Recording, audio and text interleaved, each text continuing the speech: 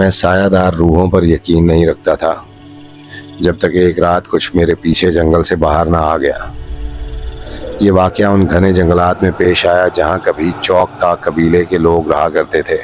میں غروب آفتاب سے کچھ پہلے وہاں اکیلا گیا تھا، یہ سوچ کر کہ یہ ایک پرسکون ہائیک ہوگا، لیکن جتنا میں اندر جاتا گیا جنگل ویسا نہیں لگ رہا تھا جیسا ہونا چاہیے تھا۔ شروع میں یہ احساس بہت ہلکا تھا، ہوا بھاری لگ رہی تھی، روشنی غیر معمولی طور پر تیزی سے ختم ہو رہی تھی، اور خاموشی وہ پرسکون نہیں تھی۔ ایسا لگ رہا تھا جیسے کوئی سن رہا ہو۔ میں ایک لمحے کے لیے رکا، خود کو سنبھالنے کی کوشش کی، تب میری نظر اپنے سائے پر پڑی جو زمین پر عجیب انداز میں پھیل رہا تھا۔ سورج تقریباً غروب ہو چکا تھا، مگر میرا سایہ کچھ زیادہ ہی گہرا لگ رہا تھا، موٹا، جیسے وہ صرف سایہ نہ ہو۔ میں فوراً مڑا، کچھ نہیں، صرف درخت، صرف اندھیرا۔ لیکن جیسے ہی میں دوبارہ چلنے لگا میں نے اسے سنا، ایک اور قدموں کی آواز، ہلکی، گھسٹتی ہوئی، بالکل میرے قدموں کے ساتھ چلتی ہوئی۔ میں رک گیا، آواز رک گئی، میں چلا، وہ بھی چلنے لگا۔ تب مجھے ایک پرانی کہانی یاد آئی، ایک سایہ دار مخلوق جسے نالوسا فلایا کہا جاتا تھا۔ کہا جاتا ہے کہ وہ آپ کا پیچھا کرتا ہے، فوراً حملہ نہیں کرتا، صرف خاموشی سے ساتھ چلتا ہے، انتظار کرتا ہے اس لمحے کا جب آپ کو احساس ہو جائے کہ آپ اکیلے نہیں ہیں۔ میں خود کو یہی سمجھاتا رہا کہ یہ سب میرا وہم ہے، بس جنگل کا کھیل۔ لیکن جتنا میں آگے بڑھتا گیا یہ احساس اتنا ہی مضبوط ہوتا گیا۔ میرے پیچھے قدموں کی آواز ختم نہیں ہوئی، بلکہ وہ اور قریب آنے لگی، آہستہ، بھاری، جیسے کوئی چیز گھسٹتی ہوئی میرے پیچھے چل رہی ہو۔ میں نے خود کو روکا نہیں، میں نے پیچھے مڑ کر دیکھنے کی ہمت نہیں کی، کیونکہ کہیں نہ کہیں مجھے اس کہانی کا ایک اور حصہ یاد تھا۔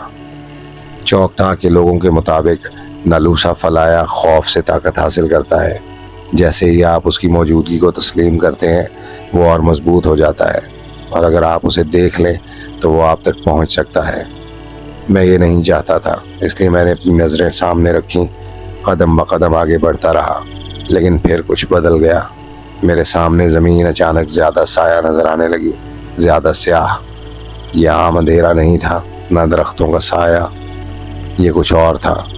ایسا لگ رہا تھا جیسے اندھیرا زمین پر پھیل رہا ہو، حرکت کر رہا ہو، آہستہ آہستہ میرے قدموں کی طرف بڑھ رہا ہو۔ میں رک گیا، اور اس بار پیچھے کی آواز نہیں رکی، وہ ایک قدم اور آگے بڑھی، بالکل میرے پیچھے۔ اب میں اسے محسوس کر سکتا تھا، ایک موجودگی، ٹھنڈی، بھاری، اتنی قریب کہ جیسے وہ مجھے چھو سکتی ہو۔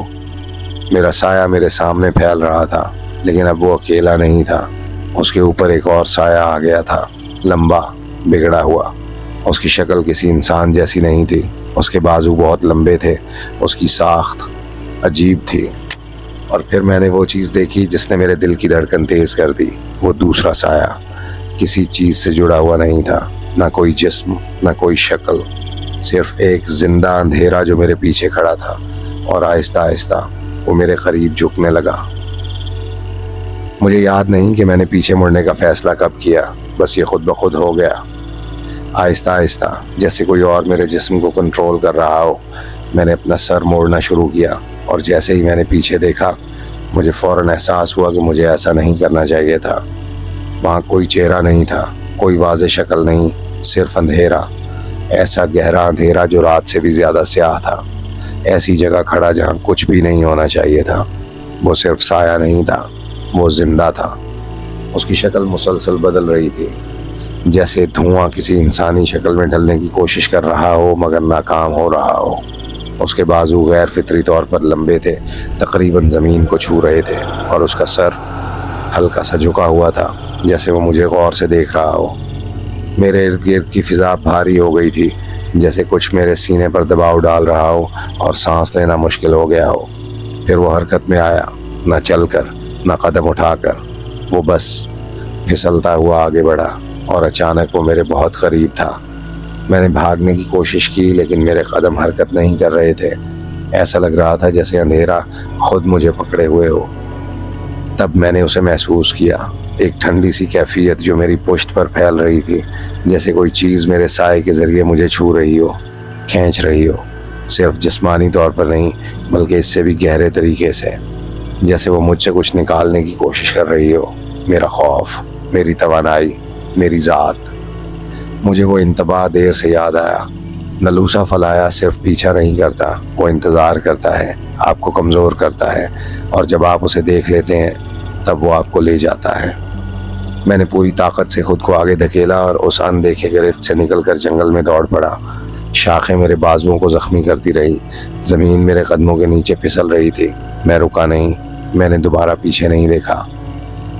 جب میں آخرکار جنگل سے باہر نکلا تو میں زمین پر گر پڑا، سانس لینے کی کوشش کرتا ہوا، اور اچانک سب کچھ دوبارہ خاموش ہو گیا۔ نہ کوئی قدموں کی آواز، نہ کوئی موجودگی، نہ کوئی سایہ۔ لیکن آج بھی کبھی کبھی جب میں مدھم روشنی میں کھڑا ہوتا ہوں، مجھے ایک چیز محسوس ہوتی ہے جو میرے دل کی دھڑکن روک دیتی ہے۔ میرا سایہ ہمیشہ ویسا نہیں چلتا جیسا اسے چلنا چاہیے۔